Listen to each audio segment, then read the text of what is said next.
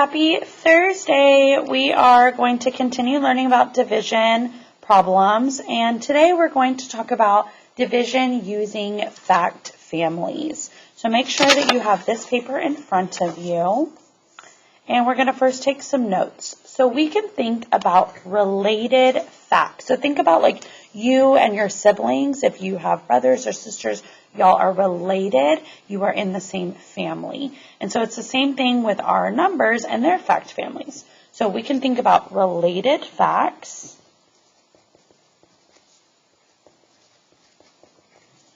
to help us find unknown multiplication or division problems. And then what we're going to use for our fact families is called triangle flashcards. You can also call them fact family houses or whatever you want to call, but just know that it is a triangle and it helps you see that these three numbers are in a family. And it helps you remember related facts. They show you that three numbers are related through multiplication,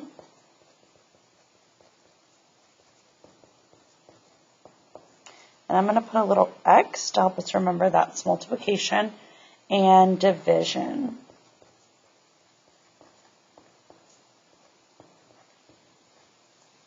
So just like with adding and subtracting, those are different numbers, can be a part of a fact family. It's going to be the same thing with multiplication and division. So we're first going to start out by filling out these triangles.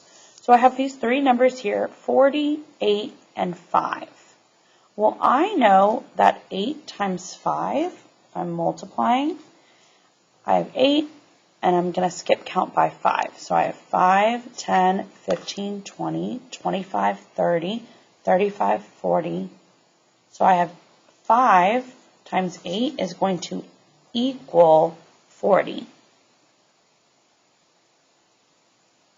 In the same way that 8 times 5 equals 40, the same way 5 times 8 is going to equal 40. And we can check that with our skip counting by 8s. 8, 16, 24, 32. We're going to know our 8s when we're through 40. Then I'm going to use the same three numbers for division. But with division, remember we start with the larger number.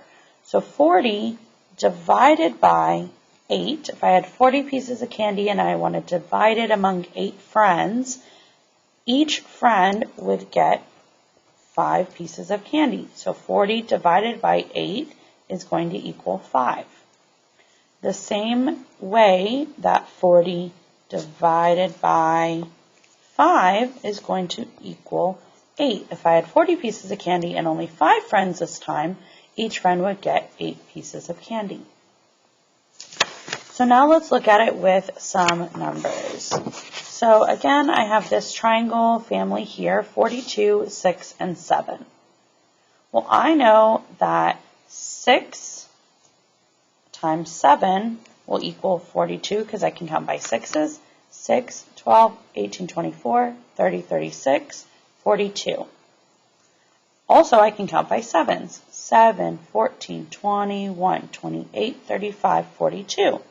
So either way you do it, 7 times 6 equals 42, or 6 times 7 equals 42.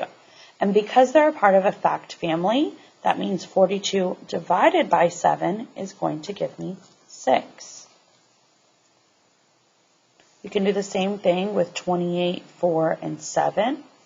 If I am skip counting by 4s to get to 28, 4, 8, 12, 16, 20, 24. That's how we roll our 4s, 28.